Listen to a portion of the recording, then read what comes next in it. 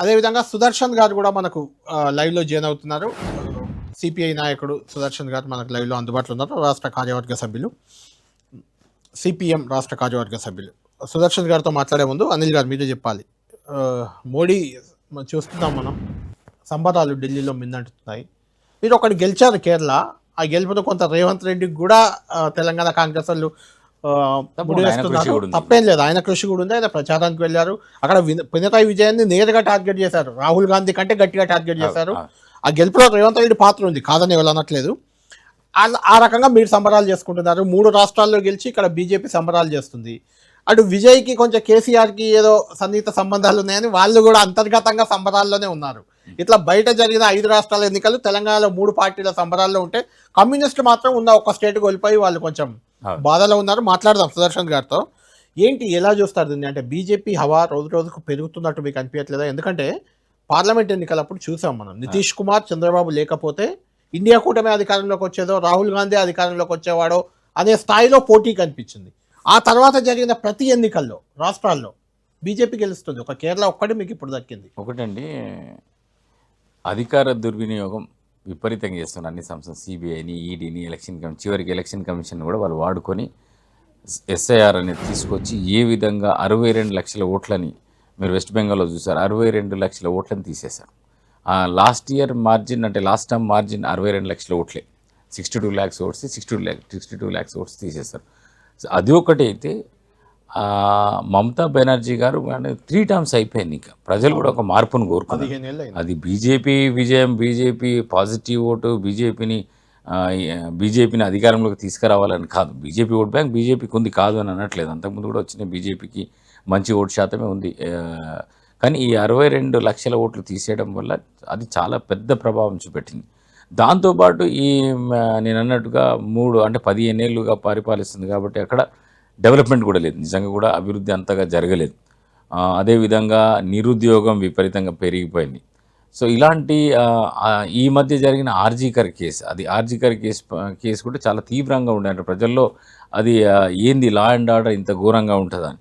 అంటే మమతా బెనర్జీ టీఎంసీ కార్యకర్తలు కూడా అప్పుడు కమ్యూనిస్ట్ కార్యకర్తలు ఏ విధంగా గుండాయిజానికి పాల్పడుతున్నారో, అధికార దుర్వినియోగం చేస్తున్నారో అదే విధమైన పాలన ఇక్కడ కూడా వాళ్ళకి కనిపించింది. కాబట్టి 1 కాదు 2 కాదు, ఇంకా కోల్ స్మగ్లింగ్ కేసు ఉంది. అట్లా చూసుకుంటే ఇంకా స్కూల్ టీచర్స్ రిక్రూట్మెంట్లో కూడా పెద్ద ఎత్తున స్కామ్ జరిగింది. సో ఇవన్నీ కూడా ఎన్నో కారణాలు, కర్నూలు సాగుకు 1,00,000 కారణాలన్నట్టు ఎస్ఐఆర్తో సహా వాళ్ళ వైఫల్యాలు, 15 ఏళ్ళ పరిపాలన, ఇవన్నీ కూడా ఒక మార్పుని ప్రజలు కోరుకున్నారు కాబట్టి ఇవాళ అక్కడ వచ్చింది. అనిల్ గారు, మార్పును కోరుకున్నారు అన్నట్టు కూడా సినారియో కనిపించట్లేదు. ఎందుకంటే మీరు చెప్పినట్లు 3 సార్లు గెలిచిన మమతాను ఓడించారు, 2 సార్లు గెలిచిన పినరాయి విజయన్ ఓడించారు, ఒక్కసారి గెలిచిన స్టాలిన్ ఓడించారు, 2 సార్లు గెలిచిన హిమంత్ బిశ్వ శర్మని గెలిపించారు. అక్కడ ఉన్న పరిస్థితులు వేరు. అదే అంటున్నాను, అక్కడ పరిస్థితులు ప్రభుత్వ వ్యతిరేకత అని చెప్పడానికి లేదు, ప్రభుత్వ సానుకూలత. ఒక్కొక్క దగ్గర ఒక్కొక్క పరిస్థితి, ఒక రకమైన పరిస్థితులు. అక్కడ డివిజివ్ పాలిటిక్స్ అక్కడ. సో హిందూ ముస్లిం డివిజివ్ పాలిటిక్స్ ఉన్నాయి కాబట్టి అక్కడ మెజారిటీ హిందూస్ ఉన్నారు కాబట్టి అక్కడ అస్సాంలో మాత్రం వాళ్ళు విజయం సాధించడానికి అనేక కారణాలు ఉన్నాయి అన్నట్టు. అదే బలమైన కారణం అది. సరే, గవర్నెన్స్ అంటావా, ఈ అధికార దుర్వినియోగం వాళ్ళు ఎట్లా చేస్తూనే ఉన్నారు. ఎస్ఐఆర్ని వాడుతున్నారు, అక్కడ సిబిఐని వాడుతున్నారు, ఈడీని వాడుతున్నారు, అంటే ప్రతిపక్ష పార్టీ నాయకులని టార్గెట్ చేస్తున్నారు. ఇవన్నీ కూడా ప్రతి రాష్ట్రంలో జరిగేవి. ఇది కొంచెం ఇండియా కూటమికి ఎదురు దెబ్బ అని మీకు అనిపించట్లేదా? ఎందుకంటే మీ ఇండియా కూటమిలో కీలకంగా ఉన్న 2 నాయకులు, మమతా బెనర్జీ ఒకటి, స్టాలిన్, ఇద్దరు ఓడిపోయారు. 2 రాష్ట్రాల్లో అధికారం పోయింది. ఒక కేరళలో మీకు వచ్చినా అది ఆల్రెడీ ఇండియా కూటమిదే కూడా. అవును, అపోజిషన్ కూడా ఇండియా కూటమి. ఒకటి మాత్రం దీంట్లో నేను గమనించిన అహంకారం, అధికార దుర్వినియోగం. ఏదైనా సరే బీజేపీ కావచ్చు, ఇక్కడ లోకల్లో అంటే మమతా బెనర్జీ కూడా ఈ అధికారం మీరు అనే ఆకారం ఏది ఉంటుంది ముందు కూడా బీజేపీ మీరు అన్న ప్రకారం మీ మాటల్లో ముందు బీజేపీ అంటే చేతులు ఎత్తేస్తున్నారా? అంటే నేను అనేది రాష్ట్రాల్లో కాదు, కేంద్రంలో ప్రజలు కూడా చూస్తారు ఈ అధికార దుర్వినియోగం, ఇది అహంకారాన్ని ప్రజలు సహించరని చెప్పేసి అన్ని రాష్ట్రాలు కూడా. ఇక్కడ మమతా బెనర్జీ గారు కూడా అక్కడ అహంకారం, అధికార దుర్వినియోగం జరిగింది. ఇక్కడ డిఎంకే కూడా అది కుటుంబ పాలన, అధికార దుర్వినియోగం అక్కడ కూడా జరిగింది, స్కామ్లు జరిగినాయి, అన్నీ జరిగినాయి అక్కడ. పినరాయి విజయన్ గారు పినరాయి విజయన్ కూడా అల్లుడే కాదు, సొంత కూతురు అవినీతిలో, అదేవిధంగా స్మగ్లింగ్ కేసు అంటే గోల్డ్ స్మగ్లింగ్ కేసులో అదొక పెద్ద ఇష్యూ. అంటే అది సీఎం గారి పాత్ర ఉంది అని చెప్పేసి వచ్చినాయి అభియోగాలు ఉండే. ఇవన్నీ ఆరోపణలు. అధికార దుర్వినియోగం ఇక్కడ బీజేపీ కూడా కేంద్రంలో అధికార దుర్వినియోగం చేస్తున్నాయి. ఎస్ఐఆర్ని అదేవిధంగా ఎలక్షన్ కమిషన్ని వాడుకోవడం, అదేవిధంగా సిబిఐ ఇండిపెండెంట్ సంస్థలను కూడా విపరీతంగా వాడుకొని ప్రతిపక్ష పార్టీ నాయకులను భయపెట్టడం, ఈ విధంగా అధికార దుర్వినియోగం చేస్తున్నారు. అహంకారపూరితమైన కూడా ఆ నాయకులు, ముఖ్యంగా ఇద్దరు నాయకులు మోడీ గారు, అమిత్ షా గారు, వాళ్ళకు అది డెఫినెట్గా రేపు రాబోయే ఎన్నికల్లో ఈ ప్రభావం తప్పకుండా చూపెడతారు బీజేపీ. ఖచ్చితంగా. అంటే ఈ రిజల్ట్ చూసినా, గతంలో result eye opener for them also. ఇది నా అడ్డా, ఇది నాది, చూసుకుందాం, ఇది నా అడ్డా అని ఎక్కడెక్కడ నాయకులు విరవీగారో అక్కడ దెబ్బలు తగిలింది. మనం తెలంగాణలో అదే అంటున్నాను, తెలంగాణలో కేసీఆర్ గాని, ఏపీలో జగన్ పరిస్థితి కూడా అలానే ఉంది. ఇప్పుడు మమతా బెనర్జీ చాలా కాన్ఫిడెంట్ గా ఉన్నారు. నార్త్ లేదు, సౌత్ లేదు, ఈస్ట్ వెస్ట్ మొత్తం మాదే అని చెప్తున్నారు. నెక్స్ట్ తెలంగాణలో 2.5 ఏళ్లకు తెలంగాణ ఎన్నికలు ఉన్నాయి, ఈడ మేమే వస్తాం. కేరళలో కూడా 5 ఏళ్లకు మళ్ళీ మేమే అక్కడ వచ్చేది అనే ధీమా రఘునందన్ గారిలో కనిపిస్తుంది. మోడీ గారిలో కూడా నాకు అదే కనిపించింది, మోడీ గారి స్పీచ్లో కూడా. ఇప్పటివరకు నేను మీతో మాట్లాడిన ఒకటి, అసలు ఈ రాష్ట్రాలను ఎందుకు ఓడిపోయినరో, అసలు దానికి కారణాలు ఏంటియో కూడా మీకు చాలా ఇంతకుముందు మనం మాట్లాడిన సందర్భంలో ఏమని మాట్లాడినంటే, ఇప్పుడు రఘునందన్ గారి ముఖంలో ఏం కనబడుతుంది? అహంకారం కనబడుతుంది. అది అహంకారం అనుకోవాలా, కాన్ఫిడెన్స్ అనుకోవాలా?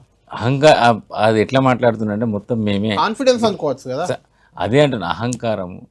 ఈ భారతీయ జనతా పార్టీ నాయకుల్లో కావచ్చు, భారతీయ జనతా పార్టీలో ముఖ్యంగా వాళ్ళ ఆది నాయకుల్లో అహంకారం, అహంభావం కనబడుతుంది. ప్రజలు అదే తిరస్కరించారు. ఇప్పుడు వెస్ట్ బెంగాల్లో నేను ఇప్పటివరకు కూడా చెప్పిన, వెస్ట్ బెంగాల్లో మమతా బెనర్జీ గారు ఓడిపోవడానికి కారణం కూడా అధికార దుర్వినియోగమే. ఇక నా అంతటోళ్ళు లేరని, దాంట్లో సార్ అనేది ఒక ఎస్ఐఆర్ కూడా ఒక ప్రధాన పాత్ర పోషించింది. దాంతోపాటు 15 ఏళ్ళు అంటే అధికార దుర్వినియోగం అంటే మన చేతిలో అధికారం ఉంటే అధికార దుర్వినియోగం చేస్తే ఇలాంటి పరిస్థితులు వస్తాయి. వాళ్ళు కూడా అలాంటి అధికార దుర్వినియోగం చేస్తున్నారు. ఈ ఎలక్షన్ కమిషన్ని వాడుకుంటున్నారు వాళ్ళ సొంత జేబు సంస్థలాగా. అదేవిధంగా సిబిఐ, ఈడీలని ఇక ప్రతిపక్ష నాయకులపై ఎగరొప్పి వాళ్ళని అనేక ఇబ్బందులకు గురి చేస్తున్నారు. కాబట్టి ఆ అహంకారము, అధికార దుర్వినియోగం జరుగుతుంది.